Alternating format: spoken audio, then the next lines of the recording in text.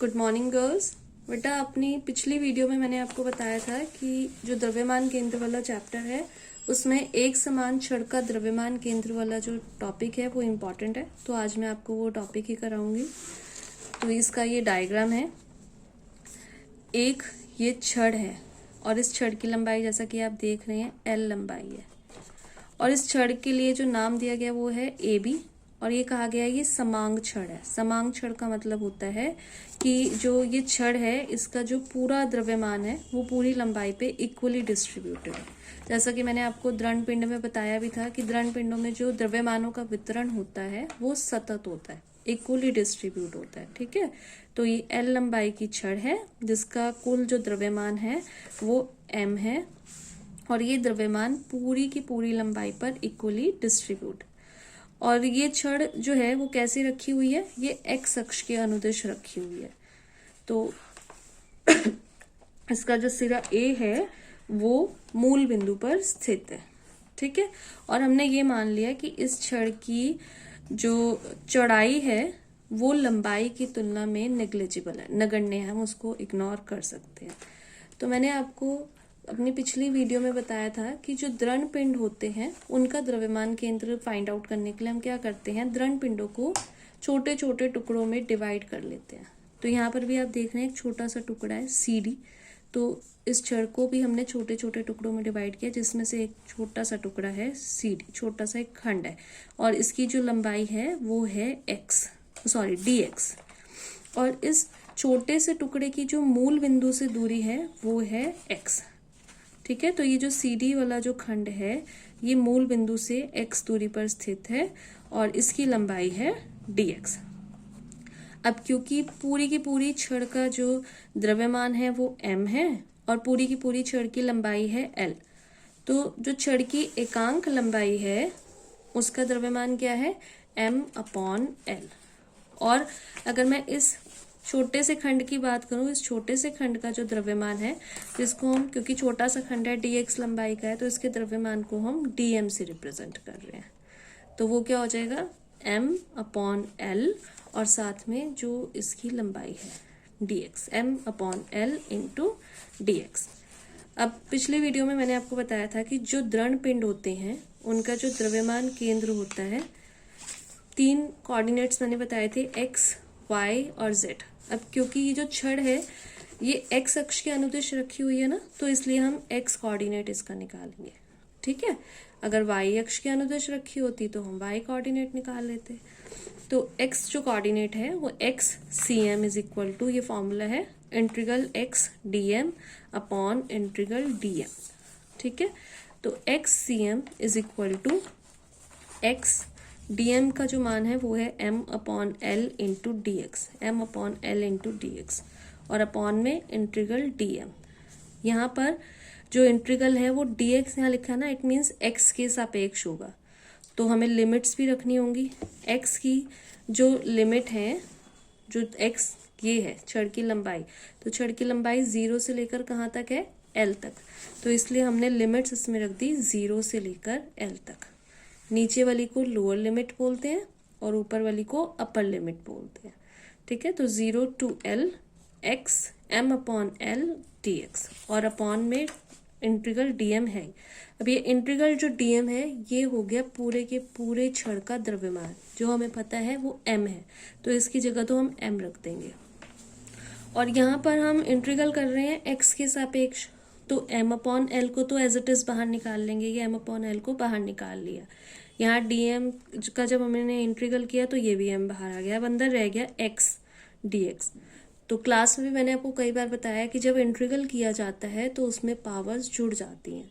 तो x का जब हम इंटीग्रल करेंगे, x का मतलब x की पावर 1 है, इंटीग्रल होने पर पावर कितनी हो जाएगी, 1 + 1 यानी कि 2, x स्क्वायर हो जाएगा।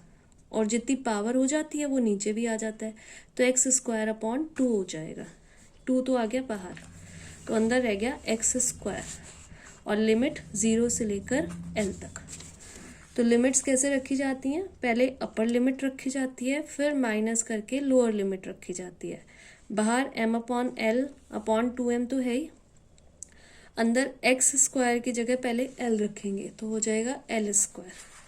और फिर जब हम 0 रखेंगे x की जगह तो हो जाएगा 0, तो m/l/2m और साथ में l², तो m से m कट जाएगा, एक l से l कटेगा, तो बचेगा क्या, l/2।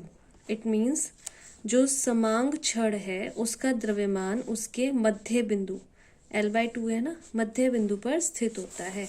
और ये अभी हमने इस टेबल में देखा भी था कि जो समांग छड़ होती है उसका जो द्रव्यमान केंद्र की स्थिति होती है वो कहाँ होती है, छड़ के मध्य बिंदु पर। तो ये डेरिवेशन इम्पॉर्टेंट है, साथ ही साथ इजी भी है, ठीक है, इसको आप अच्छे से तैयार करेंगे। अब नेक्स्ट जो टॉपिक है वो है द्रव्यमान केंद्र की गति।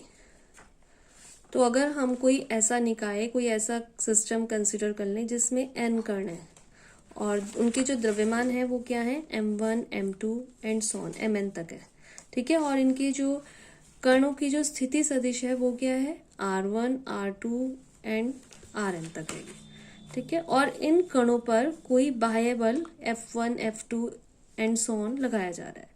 तो जो द्रव्यमान केंद्र का जो स्थिति सदिश है, जो सबसे पहले हमने फॉर्मूला पढ़ा भी है, RCM is equal to m1 r1 plus m2 r2 plus and so on mn rn, और अपॉन में m1 plus m2 plus mn तक, ठीक है। ये है टोटल द्रव्यमान किसी पिंड का, किसी निकाय का, तो इसको हम कैपिटल M बोल देते हैं, तो इसकी जगह तो आ गया कैपिटल M, और अंदर है m1 r1 plus m2 r2 plus and so on mn rn।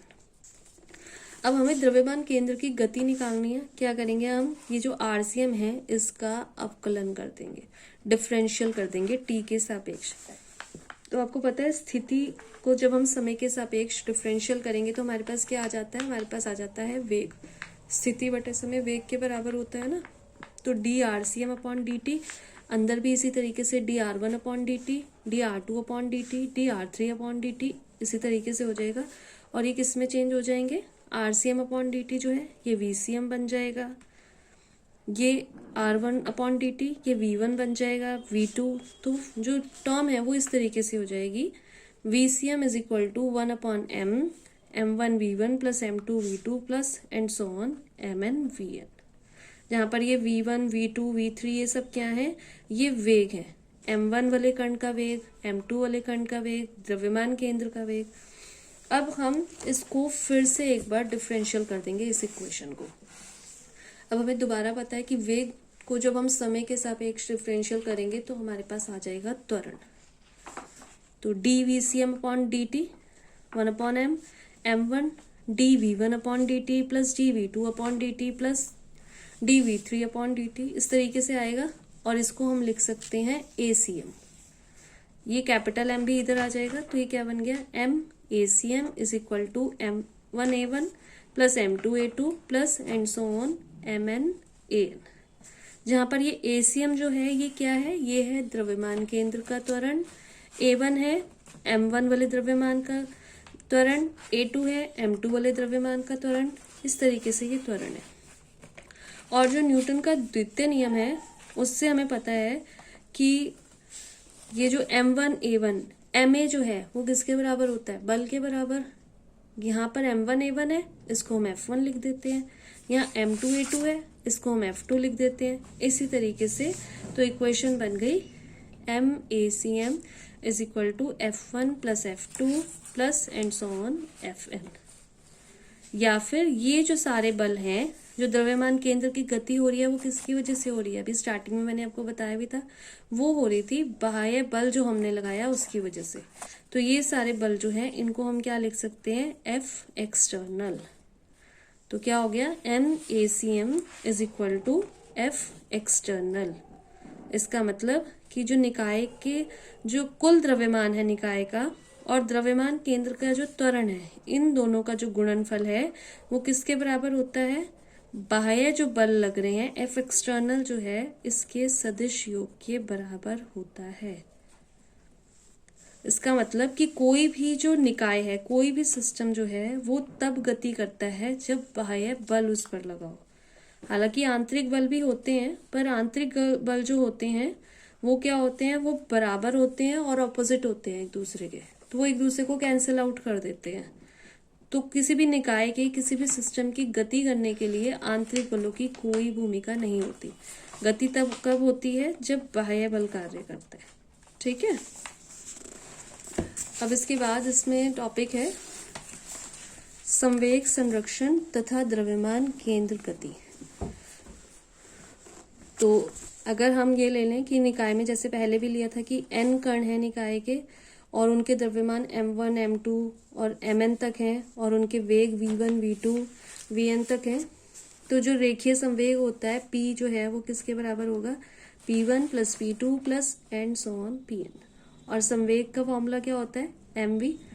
तो p1 is equal to m1 v1, p2 is equal to m2 v2 and so on m1 vn।